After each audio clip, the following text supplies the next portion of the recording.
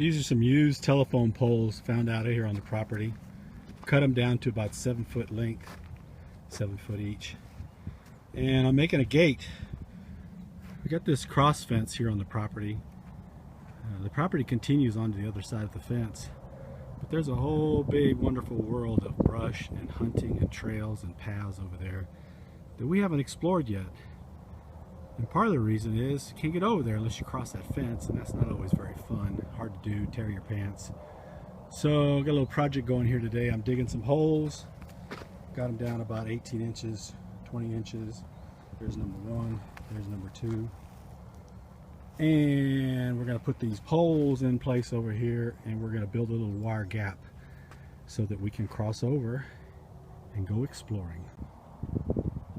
Well, through the magic of photography and 4 hours of hard work, they're in the ground. Both of them are in the ground. So we got 7 foot posts in the ground, about 28 inches.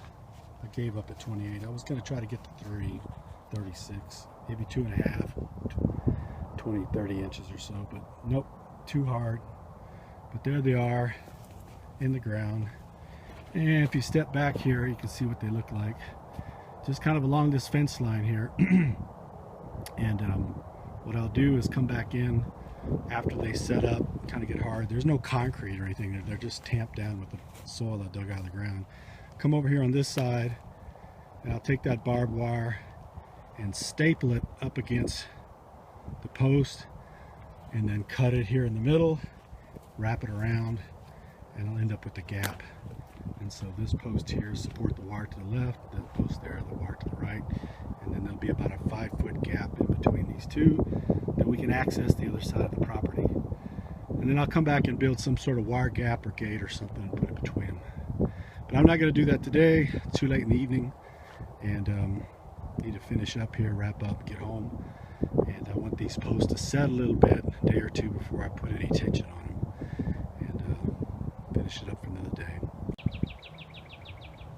Well, through the magic of time delay, and 24 hours later, there it is, all finished up. Got out here the second day in the morning, and got the wire gap built, and then cut the existing fence. It worked out pretty good. Let me show you how this turned out here. This is a wire gap. Not much to look at there, but you just pop this string off the top, pop this wire off the top here, and it's a freestanding pole, and you just swing the whole thing around, and you have now a gap in the fence. So let's do that if I can. So then we take it out of the bottom one, we move it around, lean it up against the fence.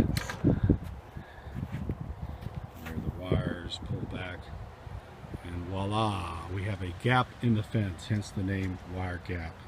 And so now we can go through the fence, which I'm doing now. Let's turn around and see what it looks like from the other side. And there we go, pretty nice. And here's the jungle on the other side of the property. About 80 acres of very dense overgrowth here. However, there's a lot of game in here. I've seen hogs, turkey, lots of other game. And I'll be doing some clearing in here, maybe clear a path or something down the way here. However, we're April 2016. Don't want to get in there right now because there are rattlesnakes at this property. In April, things are warming up. They're most likely out and about. Plus we got wasps, scorpions, rattlesnakes, tarantulas, centipedes, all kinds of nice fun things that you don't want to get involved in, you don't want to tangle with. So this project, phase 2, clearing some of this out, is going to wait till January or February of next year. Maybe December. We need a nice cold weather to knock out all the insects and push all the snakes in the ground, keep them out of our way. And I'll come in here and do some clearing and make for more interesting here piece of property that we get to utilize this 80 acres over here on the west side of the property. All right, thanks for watching. Like and comment.